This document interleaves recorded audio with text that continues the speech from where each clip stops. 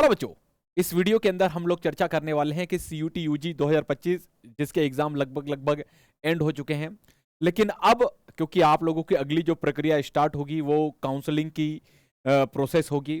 और काउंसलिंग के अंदर अभी भी आप लोगों के पास में एक समय है ना, कि कोई अगर डॉक्यूमेंट हम लोगों से मिस है तो हम उसको अरेंज कर सकें। तो मैं आप लोगों को इस वीडियो के अंदर, ठीक है, कौन कौन से वो डॉक्यूमेंट है जो तुम लोगों के लिए, ठीक है, जरूरी होंगे, ठीक है, बहुत बहुत जरूरी होंगे, तो एक पूरी लिस्ट देख लीजिए। सबसे पहली बात, आप लोगों का जब काउंसलिंग की प्रक्रिया होगी तो उसमें सीयूटी का स्कोर मस्ट है भाई।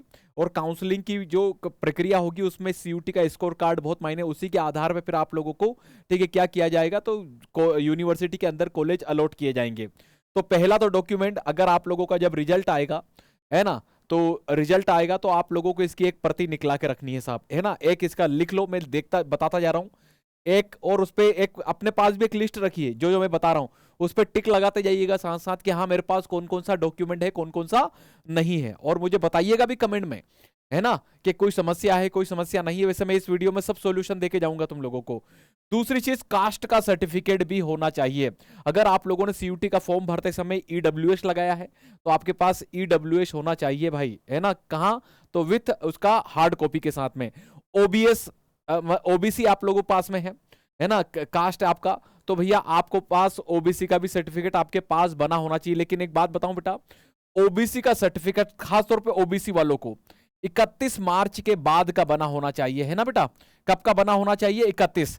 अब कई बच्चों को कुछ वीडियो में बना बना के लोग भ्रमित करते हैं कि ठीक है सेंट्रल लेवल का लगेगा, स्टेट लेवल का नहीं लगेगा। तो ये सारी बातें बेकार हैं, क्योंकि अगर ये वही लोग इस प्रकार की वीडियो बनाते हैं बेटा, है ना, जिनको कोई नॉलेज नहीं होता।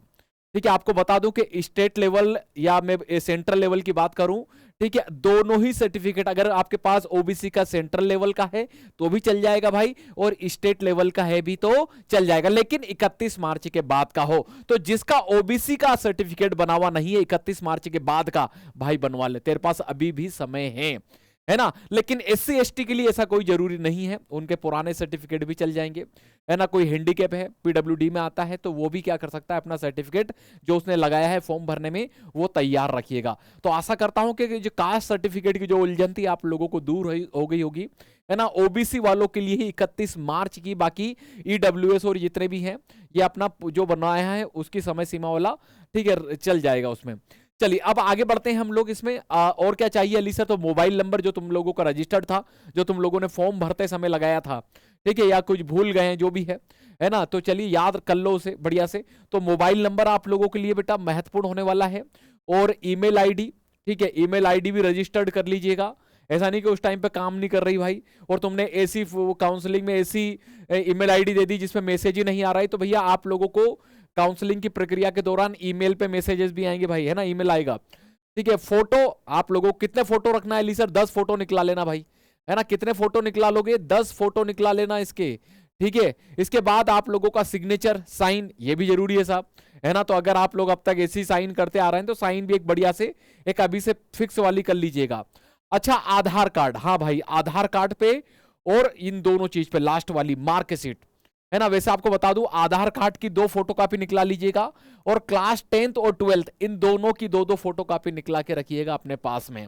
और हाँ, आधार कार्ड पे डेट ऑफ बर्थ, है ना, और 10-12 के जो मार्कशीट है इस पे डेट ऑफ बर्थ सही तो है तुम्हारा, ये चेक कर लीजिएगा, है ना। आपके मम्मी का नाम, पापा का नाम, इन पे जो जानकारियां हैं वो सेम है कि नहीं, है ना। कई बच्चे मुझे कॉल लगाते हैं फिर, ठीक है कि अली सर मेरा उस पर और कुछ है, अब बन जाएगा क्या?